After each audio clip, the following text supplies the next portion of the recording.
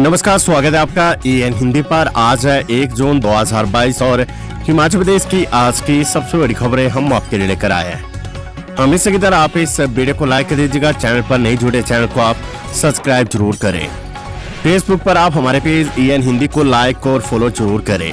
Facebook पर भी आप इस वीडियो को शेयर जरूर करें। पेश है आज की सबसे बड़ी खबरें।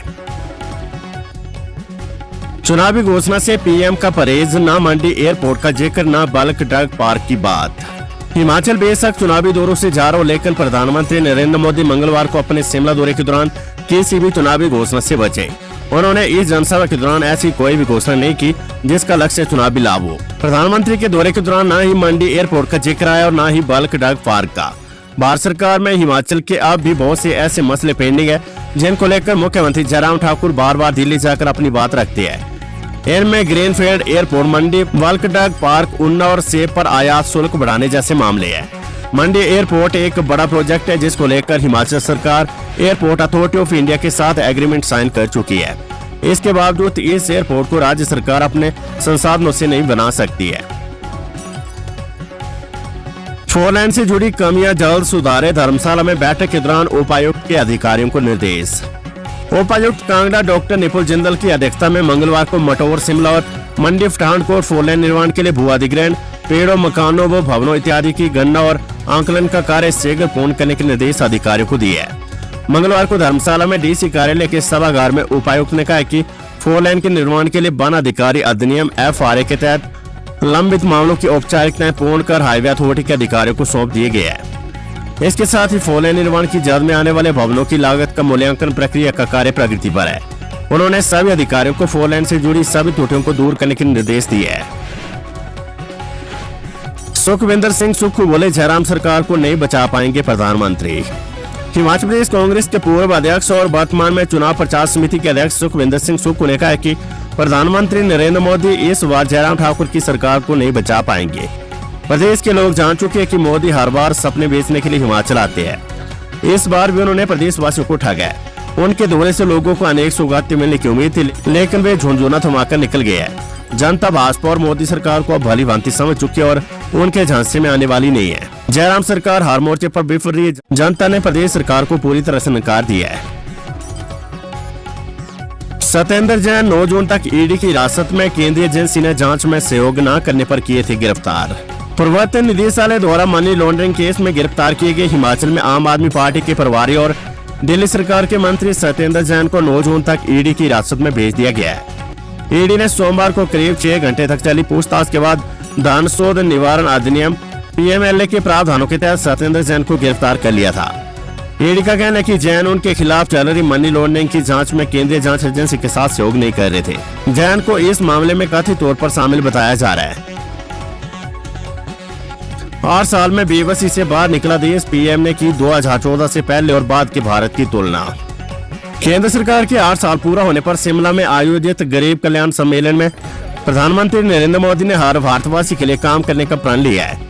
ऐतिहासिक रेंज से अपने संबोधन में प्रधानमंत्री ने कहा है कि 130 करोड़ भारतीयों के सेवक के तौर पर काम करने का जो मुझे आप सब ने अवसर दिया है, मुझे जो सौभाग्य मिला है, उसके कारण ही आज मैं कुछ कर पाता हूँ। प्रधानमंत्री ने कहा कि जीवन में अब हम बड़े लक्ष्य की तरफ आगे बढ़ते हैं, तो कई बार ये देखना भी जरूरी होता है कि हम चले कहां से थे। हम अगर 2014 से पहले के दिनों की याद करें तब जाकर आज का मूल्य समझ आएगा। हिमाचल में सरकारी स्कूलों के बच्चों को फ्री बैग वितरित करने के आदेश। हिमाचल प्रदेश के स्कूलों में बच्चों को निःशुल्क बैग वितरित करने के निर्देश जारी किए गए हैं। इसके साथ ही कितने बच्चों को निःशुल्क बैग दिए जाएंगे, इसका डाटा भी मांगा गया है। प्रदेश के 2 लाख बच्चों को जल्द निःशुल्क बैग मिलेंगे। प्रदेश के स्कूलों में लंबे समय से जो बच्चे फ्री बैग का इंतजार कर रहे थे, उनके लिए रात भरी खबर है। शिक्षा विभाग की ओर से सभी स्कूल प्रिंसिपल को जल्द ही स्कूल बैग आवंटित करने के लिए कहा गया है। स्कूल बैग वितरित करने के साथ साथ कुछ खास तरह के निर्देश भी दिए गए हैं। ये बैग पहली, तीसरी, छठी और 9वीं कक्षाओं को मिलेंगे। निदेशक प्रारंभिक शिक्षा विभाग की ओर से इस बारे में सभी स्कूलों को निर्देश जारी किए गए हैं। HS अपॉइंटमेंट्स, हिमाचल में 8 HS अफसरों को प्रशिक्षण के बाद दी नियुक्ति। हिमाचल प्रदेश सरकार ने 2021 बैच के 8 HS अफसरों को नियुक्ति आदेश जारी कर दिए है। प्रोवेंशन पर कार्यरत ये अफसर हिमाचल प्रदेश लोक प्रशासन संस्थान शिमला में प्रशिक्षण ले रहे थे।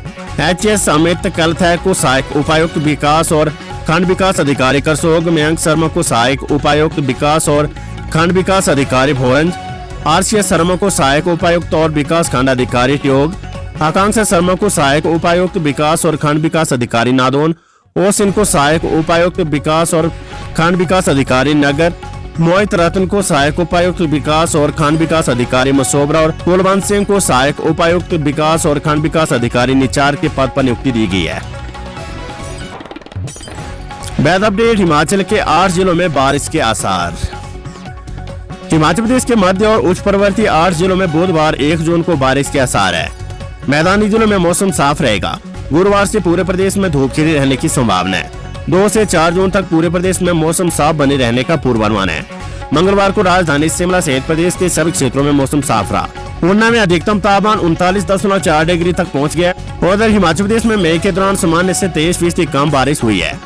शिमला, कुल्लू, कांगड़ा, लाहौल स्पीति और मंडी जिले में सामान्य से अधिक बारिश हुई है। अन्य जिलों में सामान्य से कम बादल बरसे हैं। खबर पीएम किसान निधि से। पीएम के बटन दबाते ही हिमाचल के 9,17,000 किसानों के खातों में पहुंची 11वीं किस्त। हिमाचल प्रदेश के 9,17,000 किसानों के खाते में मंगलवार को प्रधानमंत्री नरेंद्र मोदी के एक बटन दबाते ही 2-2 हजार रुपए की पीएम किसान निधि की 11वीं किस्त पहुंच गई है। केंद्र सरकार इससे पहले किसानों के खातों में 10 किस्तें जारी कर चुकी है। केंद्र की इस योजना का लाभ राज्य के बागवानों को भी मिल रहा है। प्रदेश सरकार के आंकड़ों के अनुसार प्रदेश के 9,17,000 लाभार्थियों को केंद्र सरकार किसान सम्मान राशि प्रदान कर रही है। इनमें प्रदेश के छोटे बागवान और किसान शामिल हैं। प्रदेश में भी हजारों ऐसे बागवान और किसान भी योजना का लाभ उठा रहे हैं जो आयकरदाता की श्रेणी में शामिल थे। प्रदेश सरकार ने ऐसे किसानों और बागवानों के नाम योजना के लाभार्थियों की सूची से हटा दिया था। मुख्यमंत्री जयराम ठाकुर बोले, देश में रिवाज बदला, हिमाचल में भी बदलेंगे। प्रधानमंत्री मोदी की रैली में सीएम का दावा। प्रधानमंत्री नरेंद्र मोदी की शिमला रैली के मौके पर रिज मैदान से लोगों को संबोधित करते हुए मुख्यमंत्री जयराम ठाकुर ने कहा कि प्रधानमंत्री ने देश में रिवाज बदला है। 5 राज्यों में हुए चुनाव में 4 राज्यों में दोबारा से भाजपा की सरकार बनकर आई है। कहा जाता था कि 5 साल के बाद बदलाव आता है, लेकिन प्रधानमंत्री नरेंद्र मोदी के मार्गदर्शन में देश में ये रिवाज बदला है। हिमाचल के बारे में भी ऐसी बात कही जाती है कि 5 साल के बाद यहाँ बदलाव आता है। प्रधानमंत्री के मार्गदर्शन से हिमाचल में भी हम रिवाज बदलेंगे और दोबारा से भाजपा की सरकार बनाएंगे। शिक्षक अभिभावक संवाद। 4 जून को परीक्षा परिणामों पर होगी चर्चा। हिमाचल प्रदेश के सरकारी स्कूलों में 4 जून को शिक्षक अभिभावक संवाद कार्यक्रम होगा। मुख्यमंत्री जयराम ठाकुर ने अपने बजट भाषण में वर्ष में 3 बार संवाद करने की घोषणा की थी। इसी कड़ी में 4 जून को संवाद करने का समग्र शिक्षा अभियान के राज्य परियोजना कार्यालय ने शेड्यूल तय कर प्री प्राइमरी से लेकर 12वीं कक्षा तक के सभी स्कूल प्रभारियों को पत्र जारी कर दिया है। परियोजना निदेशक डॉक्टर वीरेंद्र शर्मा की ओर से जारी पत्र में कहा गया कि 4 जून को प्रारंभिक कक्षों के शिक्षा संवाद के दौरान अभिभावकों को FA1, FA2 और SA1 के परीक्षा परिणामों से अवगत कराया जाएगा। 9वीं से 12वीं कक्षा के संवाद में फर्स्ट टर्म के नतीजों की अभिभावकों को जानकारी दी जाएगी। प्रधानमंत्री मोदी के दौरे से शिमला के होटलों में आधी रहेगी बुकिंग। प्रधानमंत्री नरेंद्र मोदी के शिमला दौरे से शहर के होटलों में कमरों की बुकिंग आधी रहेगी। सोमवार को जहां 80% कमरे बुक थे, वहीं मंगलवार को 40% कमरे सैलानियों ने बुक करवाए थे। VIP दौरे से सैलानियों को परेशानी न झेलने पड़े, इसके लिए शहर के होटल संचालकों ट्रैवल एजेंटों ने सैलानियों को पहले आगाह कर दिया था।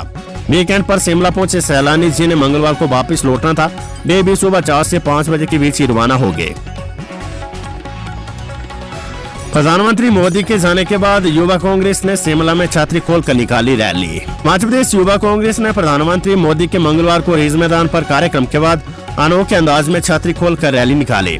प्रदेश अध्यक्ष नेगी निगम भंडारी की अगुवाई में कार्यकर्ताओं ने कांग्रेस मुख्यालय से लेकर उपायुक्त कार्यालय तक ये रैली निकाली। नेगी निगम भंडारी ने कहा कि युवका की ये रैली युवाओं को जागरूक करने के मकसद से निकाली है। चुनाव नजदीक आने पर भाजपा के जुमलों की बारिश से लोगों को बचाने के लिए चेतना रोपी छतरी खोलकर लोगों को सतर्क रहने को कहा है। नेगी ने कहा कि प्रधानमंत्री मोदी के शिमला दौरे से प्रदेश की जनता को भारी उम्मीदें थी, लेकिन निराशा ही हाथ लगी है। उम्मीद थी कि प्रधानमंत्री आर्थिक संकट से गुजर रहे और कर्ज में डूबे प्रदेश को उबारने के लिए कोई आर्थिक पैकेज की घोषणा करेंगे, लेकिन प्रधानमंत्री का संबोधन मैं से शुरू और मेरी पर खत्म हो गया।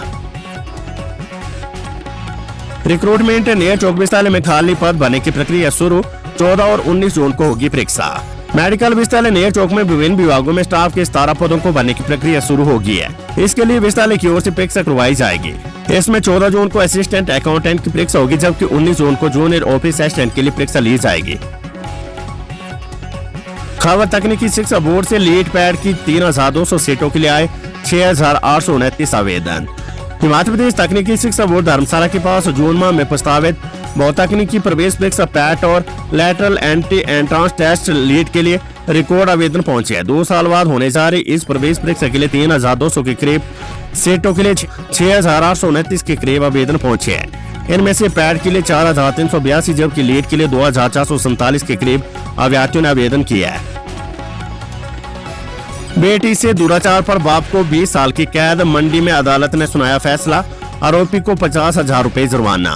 विशेष न्यायाधीश पोक्सो जिला मंडी हिमाचल प्रदेश की अदालत ने दुराचार के दोषी पिता को विभिन्न धाराओं में 20 वर्ष के कारावास की सजा के साथ जुर्माने की सजा सुनाई है। जिला न्यायवादी मंडी कुलभूषण गौतम ने बताया कि 3 मई 2020 को 13 वर्षीय पीड़िता की मां ने संबंधित ग्राम पंचायत प्रधान और पीड़िता के साथ पुलिस थाना करसोग में रिपोर्ट दर्ज करवाई थी कि पीड़िता के पिता उसके साथ 3-4 साल से दुराचार करता आ रहा है। पांवटा साहिब में 2 युवतियों से दुष्कर्म, पीड़ितों की शिकायत पर पुलिस ने दर्ज की FIR, छानबीन शुरू।